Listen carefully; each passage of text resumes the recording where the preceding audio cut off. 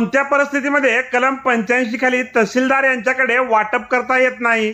नमस्कार, मी आपला वकील मित्र विशाल गावडे. कोर्ट जेव्हा मिळकतीच्या सहहिस्सेदारांमध्ये आपापसात संमती असते तेव्हाच फक्त महाराष्ट्र जमीन महसूल अधिनियम कलम 85 प्रमाणे माननीय तहसीलदार यांच्याकडे वाटप करता येते.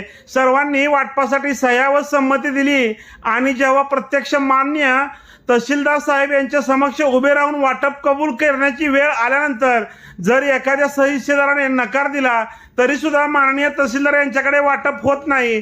त्या मिळकतीच्या मालकी हक्काबाबत वाद असेल किंवा एखादा सहहिस्सेदार हा वाटप करून घेण्यास किंवा देण्यास तयार नसेल तर मात्र माननीय तहसीलदार यांच्याकडे कलम 85 प्रमाणे वाटप करून मागता येत नाही.